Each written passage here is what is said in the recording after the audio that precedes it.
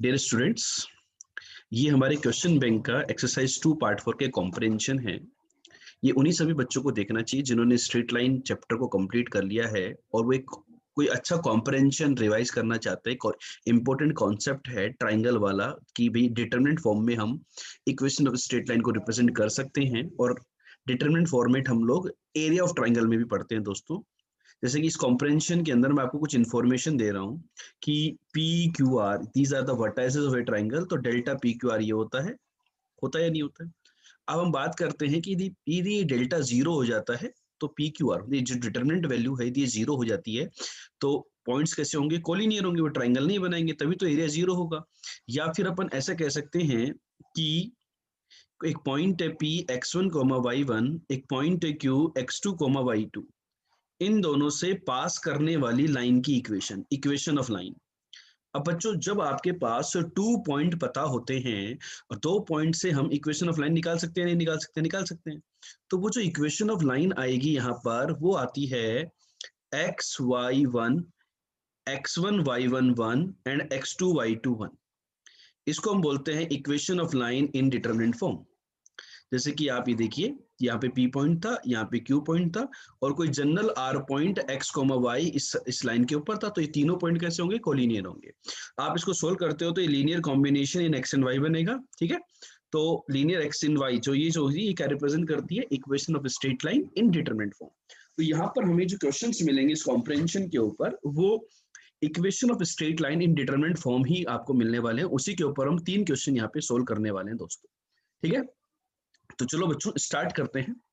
तो यहाँ पर जो फर्स्ट क्वेश्चन आता है हमारा वो आता है कि a x1 y1 b x2 y2 c x3 y3 these are the vertices of a triangle, then find the equation of median through a। मतलब आपके पास यहाँ पर क्या इंफॉर्मेशन गिवन है उसको ध्यान से समझिए आप कि एक ट्राइंगल है ABC, उसके तीनों वर्टेसेस हैं। मीडियन थ्रू ए, मीडियन क्या होती है, अपोजिट साइड के मिड पॉइंट पे डिवाइड करती है। मतलब ये BD और DC जो होंगे बच्चों ये इक्वल होंगे या नहीं होंगे। ठीक है, तो D क्या होगा बेटा, x2 plus x3/2 comma y2 plus y3/2।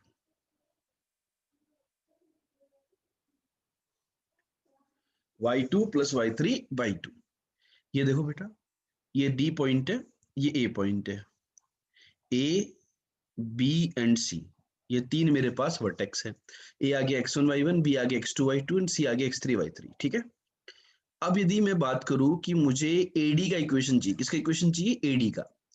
तो AD के इक्वेशन के लिए आपके पास A पॉइंट के कोऑर्डिनेट है, D पॉइंट के कोऑर्डिनेट है। तो अभी मैंने डिटरमिनेंट फॉर्म में आपको बताया था 2 पॉइंट पता होते हैं तो AD का इक्वेशन हम लोग लिख सकते हैं।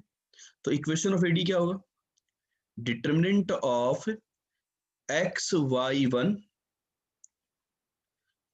x1 y11 x2 plus x3/2 y2 plus y3/2 and 1, this determinant is equal to 0। ये मेरी AD की इक्वेशन आ गई। अब मैं चेक किया कोई भी ऑप्शन इस फॉर्मेट में नहीं है, एक ऑप्शन है नन ऑफ दिस, बच्चे रखते हैं नन ऑफ दिस मार्क कर दे। तो बेटा बाकी ऑप्शन चेक करना जरूरी है। बेटा डिटरमिनेंट की प्रॉपर्टी होती है कि यदि मैं यहाँ पर एक काम करता हूँ, आप लोग बिल्कुल स्टेप बाय स्टेप लेके चलता हूँ, बिल्कुल स्लोली, बिल्कुल भी घबराने की जरूरत नहीं है। मैंने रो 3 को 2 से मल्टीप्लाई कर दिया। मैंने क्या किया, रो 3 को 2 से मल्टीप्लाई कर दिया। अब क्या होगा, वो बच्चे जो क्लास 12th में हैं या ड्रॉप ले रहे हैं, जो बच्चे ऑलरेडी डिटरमिनेंट पढ़ चुके हैं उनको तो कोई तकलीफ नहीं होगी 2 से मल्टीप्लाई करने में। लेकिन जिन बच्चों ने अभी तक डिटरमिनेंट नहीं पढ़ा उनको लगेगा सर 2 से कैसे मल्टीप्लाई कर दिए, क्या अपने घर की राज है, क्या अपनी घर की बात है, किसी को भी मल्टीप्लाई कर दे। तो बेटा यहाँ पर देखो बहुत सिंपल सी बात है कि यहाँ पर क्या होता है, डिटरमिनेंट के अंदर यदि हम किसी रो या कॉलम से कुछ कॉमन ले देते हैं तो वो बाहर आ जाता है। तो 2 से मल्टीप्लाई करने कोई फर्क नहीं पड़ेगा इस वैल्यू को, क्योंकि ये 2 बाहर आ जाएगा, यहाँ पर इसको कंपेयर करो और 0 में एडजस्ट हो जाएगा वो। अब डिटरमिनेंट की एक एडिशन प्रॉपर्टी होती है।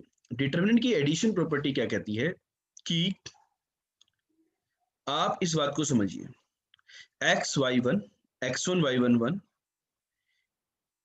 x2 y2 1 इसका determinant plus determinant of x1 xy1 x1 y1 1, मतलब दो रो को एज इट इज रखो और तीसरे रो के एलिमेंट को आप ऐड कर दो, ये कहानी होती है। इक्वल टू जीरो, यहाँ ऐसा भी हो सकता था, यहाँ 2 लिख देते, यहाँ 0 लिख देते। मैंने 1 और 1 को किया, वो डिपेंड करेगा कि हमें ऑप्शन किस प्रकार की गिवन है, ठीक है। तो यहाँ पे दो रो को एज इट इज रखो और थर्ड रो के करस्पॉन्डिंग एलिमेंट को ऐड कर दो, that is the addition of determinant. Determinant की एडिशन प्रॉपर्टी होती है, ठीक है। तो बच्चों यहाँ पर देखो ए ऑप्शन बी ऑप्शन कौन सा मैच कर रहा है आपसे, यहाँ पर देखा जाए तो बी ऑप्शन मैच कर रहा है। तो this is the equation of straight line AD, मतलब जो मीडियन है एडी उसकी जो इक्वेशन होगी वो होगी मेरा बी पार्ट, ठीक है। तो ये आसानी से हम लोग इक्वेशन को डिटरमिनेंट फॉर्म में लिख सकते हैं स्ट्रेट लाइन की, यदि उसके ऊपर हमें 2 पॉइंट पता होते हैं तो। आई होप बच्चों आपको इक्वेशन क्लियर हो गया होगा। Let's move on to the next part of the comprehension. So students, जो सेकंड नंबर का जो क्वेश्चन है, जो हमारे क्वेश्चन बैंक का ये 8th नंबर का क्वेश्चन था कि a x1 y1 b x2 y2 c x3 y3 are the vertices of the triangle, then find equation of the line through a and parallel to bc। अब थोड़ा सा काम इन्होंने डिफिकल्ट कर दिया है हमारे लिए। कैसे डिफिकल्ट कर दिया? देखो बेटा, ट्राइंगल एबीसी है, चलो ठीक है एबीसी है, ए बी सी। अब बीसी के पैरेलल, तो पैरेलल में मतलब स्लोप आ गया मेरे पास, और ए से पास करती है, ए से पास करती है और बीसी के पैरेलल है लाइन। तो मेरे साथ समस्या थोड़ी सी डिफिकल्ट क्यों हो गई यार? पैरेलल से मैं स्लोप निकाल लेता, लेकिन स्लोप फॉर्मेट में तो डिटरमिनेंट फॉर्म हमने नहीं पढ़ा। हमने तो डिटरमिनेंट फॉर्म के लिए तो क्या है, जो लाइन हमें निकालनी होती है उसके ऊपर एक पॉइंट पता है, एक जनरल पॉइंट मान सकते हैं हम लोग, तो कोई पी पॉइंट मान सकते हैं, general point P x comma y. ये दो पैरेलल लाइंस है, लेकिन दूसरा पॉइंट कहां से निकालें, इसके ऊपर कोई दूसरा पॉइंट तो समझ में नहीं आ रहा। तो जो तरीका अभी हमने प्रीवियस क्वेश्चन के लिए अप्लाई किया था वो तो नहीं हो पा रहा। तो मैं क्या करूं, मेरे पास बी और सी पॉइंट नॉन है, तो मैं ये जरूर कर सकता हूं कि मैं पी पॉइंट को बी से ज्वाइन करता हूं लेट्स से, और सी पॉइंट को भी बी से ज्वाइन करता हूं। तो एक कॉन्सेप्ट होता है कि दो पैरेलल लाइन के बीच में ये जो ट्राइंगल बनते हैं ये इक्वल एरिया के बनते नहीं बनते, मतलब डेल्टा ए बी पी, ये पैरेलल लाइंस है ना, एक ये लाइन और ये लाइन दोनों पैरेलल है, ठीक है।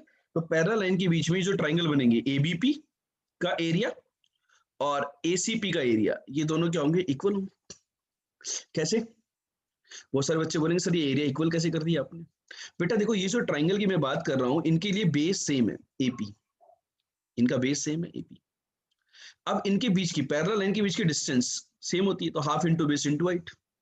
इसका बेस सेम है एपी, तो सेम बेस के ऊपर यदि पैरेलल लाइंस की कहीं पर भी आप ज्वाइन करवा दो, यहाँ ज्वाइन कर दो कोई रैंडम पॉइंट लेगा तो उसका भी ये उतना ही है, पैरेलल लाइन के बीच में half into base into height. Base fix कर दिया और हाइट पैरेलल लाइन की वजह से फिक्स है, इस वजह से एरिया इनका इक्वल होगा। तो इससे क्या बात हुई अपनी, इससे एक बात हो गई अपनी कि एबीपी में अपन लिखते हैं पहले हाफ आएगा, हाफ एक्स वाई वन, देखो यहाँ पर हर टर्म्स में ऊपर एक्स वाई वन है, ए के लिए लिख देता हूं मैं X one Y one one, और बी के लिए लिख देते हैं अपन X two Y two one, ठीक है। एसीपी की बात कर लेते हैं।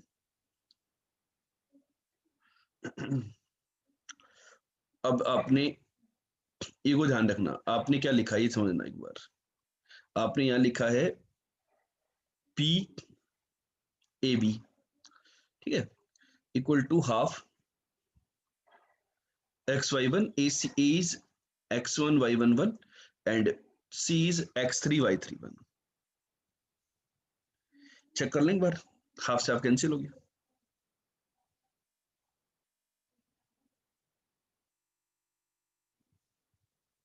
तो अब आपके पास जो डाउट आएगा वो ये आएगा कि ए और बी ऑप्शन में से कौन से सही होंगे। तो वो देखो बेटा, कैसे सही निकालेंगे अपन लोग, उनका ओरिएंटेशन देखो कि अपन ने ये जो पी पॉइंट है इसी लाइन पर है, ए पॉइंट इसी भी लाइन पे है, तो पी ए बी और इधर लिखा अपन ने पी ए सी, क्योंकि वो पैरेलल लाइन है तो दोनों एक ही साइड में होंगे इस लाइन के रेस्पेक्ट में पॉइंट। तो पी ए बी, तो अपन रोटेशन देखें तो पी ए बी, तो ये एंटी क्लॉकवाइज रोटेशन है, बाहर की तरफ आएगा। पी ए सी का एरिया भी अपना बाहर की तरफ आएगा, तो ये डायरेक्शन वाइज सेम है। यदि मैं इसकी बात करूं तो यहाँ पर ये लेफ्ट हैंड साइड में चला जाएगा तो माइनस, ए ऑप्शन मेरा आंसर आ जाएगा, बी ऑप्शन मेरा आंसर नहीं आएगा क्योंकि नेगेटिव टाइम्स हो गया वो। ठीक है, तो वहां पर वो कहानी गलत हो जाएगी। कैसे गलत हो जाएगी भाई, ये जो एरिया है ये किसको रिप्रेजेंट कर रहा है, पी ए बी, और ये किसको रिप्रेजेंट कर रहा है, पी ए सी। दोनों का एरिया एडिशन थोड़ी होगा। ठीक है, डायरेक्शन इंपॉर्टेंट होती है, याद कीजिए। हमने एक बात डिस्कस करी थी बहुत पहले कि जो एरिया होता है वर्टाइसिस के फॉर्मेट में, उसकी डायरेक्शन भी इंपॉर्टेंट होती है। यदि अपन एंटी क्लॉकवाइज सेंस में पॉइंट्स लेते हैं तो वो पॉजिटिव एरिया देता है। तो दोनों को हमने इक्वेट कर दिया। तो बच्चों, आई होप आप सभी को क्वेश्चन क्लियर हो गया होगा। पी ऑप्शन के अंदर ओरिएंटेशन का फर्क पड़ेगा। ठीक है, तो बच्चों एक थर्ड क्वेश्चन, लास्ट क्वेश्चन इस पार्ट के ऊपर आपके लिए लेकर के आए हैं। इसमें क्वेश्चन में क्या पूछा गया है उस बारे में अपन लोग बातचीत करते हैं। ए पॉइंट है, बी पॉइंट है, सी पॉइंट है, वो एक इक्वेशन ट्राइंगल है। Equation of the internal angle bisector through a. Triangle का इंटरनल एंगल बाइसेक्टर, याद करो कॉन्सेप्ट, जब आपको special points of a triangle पढ़ाया था स्ट्रेट लाइन के अंदर, तो हमने ये डिस्कस किया था कि ये जो इंटरनल एंगल बाइसेक्टर होता है जो कि इक्वल एंगल में डिवाइड करेगा एंगल ए को, ये जहां कट करता है डी पॉइंट पर, this point D point divides the opposite side in the ratio in the terms of adjacent sides. So this BD upon DC, this is C is to B ratio, C is to B. तो इस C is to B ratio से मैं D point की coordinate easily निकाल सकता हूं। क्या होगा ये, CX3 plus BX2 upon C plus B, CY3 plus BY2 upon C plus B। यहां से अपन D पॉइंट की कोऑर्डिनेट निकाल सकते हैं। तो डी पॉइंट के कोऑर्डिनेट आ गए तो अपना काम वैसे ही बन गया कि मुझे एडी का internal angle bisector of angle A, internal angle bisector of angle A, ये कैलकुलेट करना था। तो ये मेरा एडी का इक्वेशन आ गया। तो एडी का इक्वेशन क्या आ रहा है बेटा, x1 y11 and D point थोड़ा सा लेंदी है, इसको लिखेंगे हम CX3 plus BX2 divided by C plus B। मैं थोड़ा सा इसको और डिटेल में यहाँ पे लिख देता हूँ, x1 y1, this is CY3 plus BY2 upon C plus B 111 equal to 0। अब किसी भी डिटरमिनेंट को यदि आप मल्टीप्लाई करते हैं किसी भी कांस्टेंट से, मैं C प्लस B से मल्टीप्लाई कर देता हूँ इसको। ठीक है, कोई तकलीफ तो नहीं होगी उसके अंदर, C प्लस B से मल्टीप्लाई करने पे। So you are going to get CX3 plus BX2. Here you will get CY3 plus BY2 and this is 1 equal to 0. Sorry, C plus B आ जाएगा यहाँ पर। इसको अपन दो डिटरमिनेंट में ब्रेक कर सकते हैं बच्चों। This is XY1 X1 Y11 CX3 CY3 and C। एक तो ये बन गया और एक बन जाएगा आपका XY1 using the addition property of the determinant X1 Y11 and this is BX2 BY2 and B equal to 0। ठीक है, ये अपने दो डिटरमिनेंट बन गए, पहला डिटरमिनेंट और सेकंड डिटरमिनेंट, इन दोनों का सम जो आएगा वो आ गया इक्वल टू 0। ठीक है, आगे कि नहीं आ गया। अब बच्चों थोड़ा सा यहाँ पर और ध्यान दिया जाए, इस बात पे छोटा सा ध्यान दिया जाए कि वो ध्यान किस प्रकार का होगा, आप थोड़ा समझिए इसको कि यहाँ पर हमें पता है डिटरमिनेंट की प्रॉपर्टी होती है स्केलर मल्टीप्लिकेशन वाली। वो क्या कहती है, यदि आपने किसी कांस्टेंट से मल्टीप्लाई किया तो एक रो में, तो यहाँ से C बाहर ले लेंगे तो XY1 X1 Y11 X3 Y3 1 X3 Y3 1 और C बाहर आएगा। जैसे ये आ गया अपना C बाहर आएगा, ये बात एक ही बात है ना। ठीक है, C के साथ तो X3 Y3 वाले टर्म C के साथ आएंगे तो ये वाले डेटा कैंसिल हो गए। अब यहाँ माइनस प्लस क्या आएगा देखेंगे, अभी इसकी तरफ देखें, यहाँ पे B बाहर आ जाएगा और X2 Y2 ये प्लस में ये और ये मिलकर के, तो ये ऑप्शन आपका C हो गया। ठीक है, यहाँ पर C बाहर आ गया और यहाँ पर आपका B बाहर आ गया, तो ऑप्शन कौन सा आ रहा है, C बाहर आ, C वाला ऑप्शन आपका। तो आपको क्लियर हो गया होगा कि किसी भी स्ट्रेट लाइन के ऊपर यदि आपको दो पॉइंट्स गिवन होते हैं तो आप डिटरमिनेंट फॉर्म से अब यहाँ पर आप काम बच्चे बोल सकते हैं सर हम पहले सिंपल फॉर्मेट में 2 पॉइंट फॉर्म से इक्वेशन निकालें, फिर इन डिटरमिनेंट को ओपन करें। तो बात आएगी कौन कौन से डिटरमिनेंट को ओपन करके देखें, तो वो समस्या वहां पर लेंदी हो जाती है। So this is the real application of the determinant form of the straight line. I hope बच्चों आपको इस वीडियो के थ्रू ये कॉन्सेप्ट क्लियर हो गए होंगे। और बच्चों इस प्रकार के बहुत सारे ऑसम कंटेंट के लिए, थ्योरी लेक्चर्स के लिए, क्वेश्चन बैंक के वीडियो सॉल्यूशंस के लिए, हर चीज जो मैथ्स के लिए रिक्वायरमेंट होती है, आईआईटी जेई के लिए क्वेश्चन की प्रैक्टिस टेस्टिंग, उसके लिए आप हमारे पेड कोर्सेज ज्वाइन कर सकते हैं। Paid courses are available on the app JEE maths by RGL sir. आप उस ऐप को इंस्टॉल कीजिए और हमसे पेड कोर्सेज के लिए डिस्कस कर सकते हैं। दोस्तों आपने हमारे चैनल को सब्सक्राइब नहीं किया है तो सब्सक्राइब कर लें, क्योंकि आपको कुछ ना कुछ कंटेंट यहाँ पर एब्सोल्युटली एट फ्री कॉस्ट भी मिल रहा है बच्चों। Bye bye, good day.